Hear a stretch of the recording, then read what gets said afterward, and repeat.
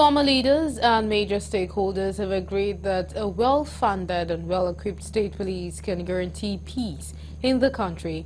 The suggestion is that for there to be an effective and efficient police, areas of concerns raised by most Nigerians must be addressed through thorough amendment to the Police Act.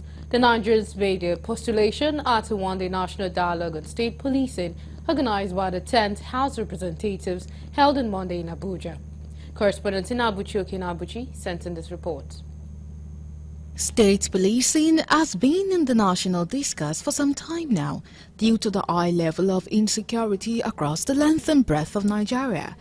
Though successive governments have tinkered with the idea of establishing state policing as a way of tackling the constant spate of kidnapping, herdsmen attack, banditry and other forms of criminality, the issue of political hijacking have often stalled the idea.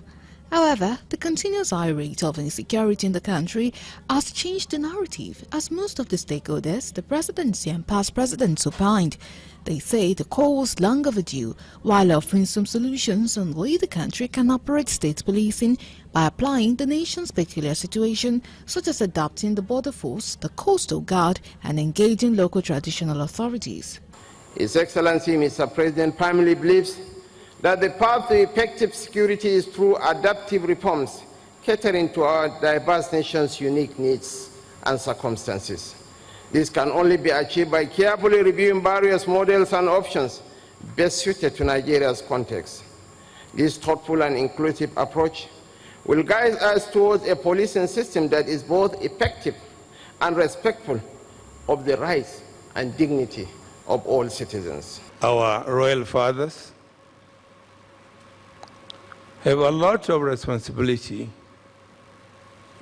in ensuring the maintenance of peace and order. As a young child growing up in a rural community, we see the role of these royal fathers in the various arm of, in quote, their government, where if a stranger enters a village, within hours, the village head knows about that stranger. If you make the states to have weapons that are inferior to the ones that the criminals are using, then you're asking their police to commit suicide in the field. You cannot give your police a weapon that will kill at maybe 50 meters range. Then the criminal has a weapon that will kill 100-meter range. Then you are not doing anything. So we must not even go there in terms of limiting the capacity of the state police. A state that has enough resources must equip the police very well. And that state can also assist other states. Earlier, conveners of the National Dialogue Speaker Tajuddin Abbas explained why the discourse for state policing have become very necessary at this critical time in the nation's history. Just as the police representatives think otherwise, the police believe that by adequately funding them, as well as merging some paramilitary outfits such as the NSCDC and Federal Road Safety Corps to the police, it will address limitations in combating crimes and insecurity in the country. I task you to debate freely on the pros and the cons of state policing.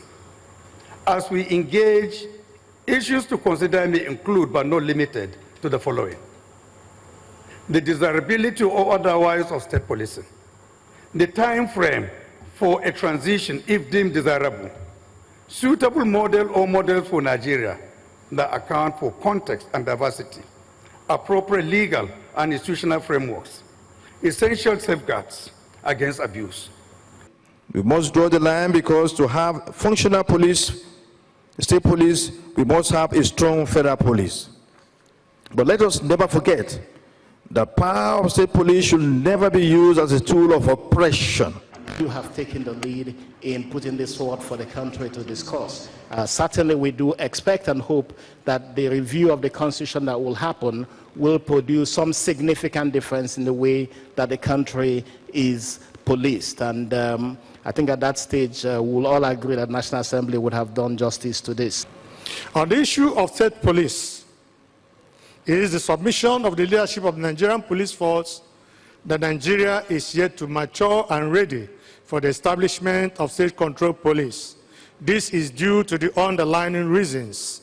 One, there is no adequate resources in place for police infrastructure, such as police colleges, training schools, barracks, police stations, clinics, vehicles, communication equipments for the state governments. To achieve this, we must analyze the current legal and constitutional framework governing policing in Nigeria, discuss necessary amendments for the establishment of state police forces, and ensure checks and balances are in place to prevent any abuse of power. The theme of the national dialogue is Pathways to Peace, reimagining policing in Nigeria.